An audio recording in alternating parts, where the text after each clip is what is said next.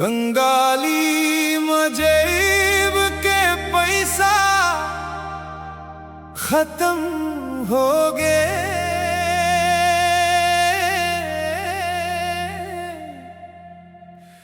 जंगल कटिस पेड़ के छैया खत्म हो गए।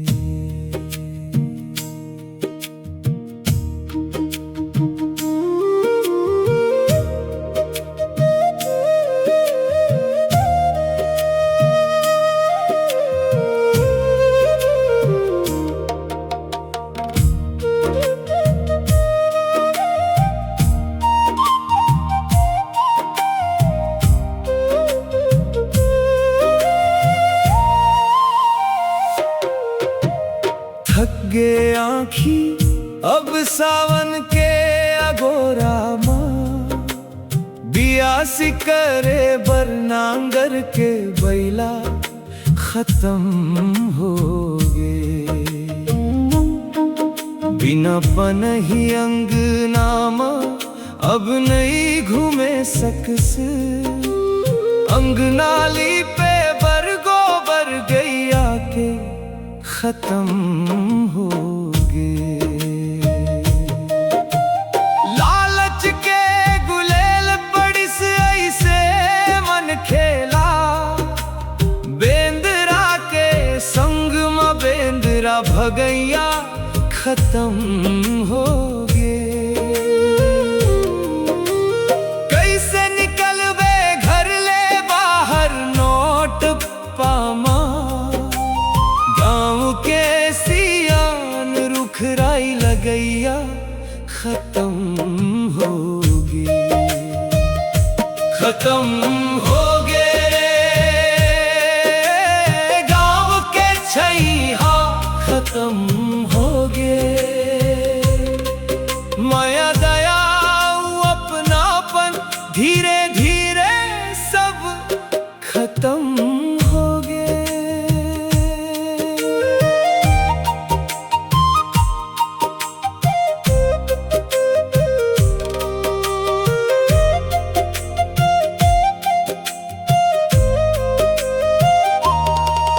गिलास लोटा थारी भी न पागे बंटवारा माँ, भाई भरत और राम कस भैया खत्म हो गए।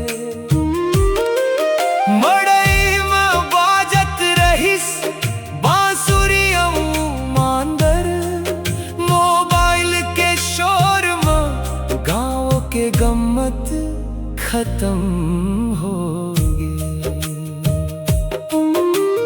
कुआं के ठंडा पानी अब सपना कस लागे, मोटर मोर मपन घट के बतियाई खत्म हो गए।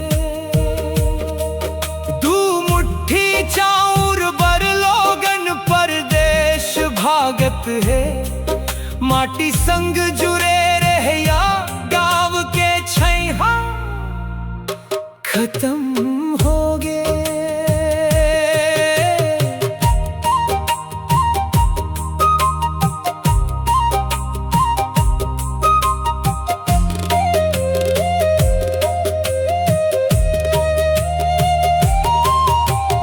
रोवत है धरती मैया सुन सुन मन खे के चाल, लोभ औ दिखावा मजिए के ढंग खत्म हो गए। खत्म हो गए सपना है खत्म हो गए।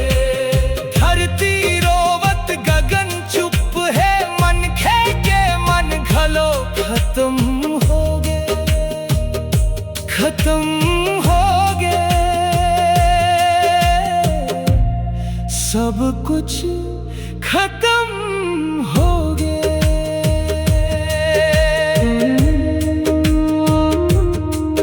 कंगाली मजेब के पैसा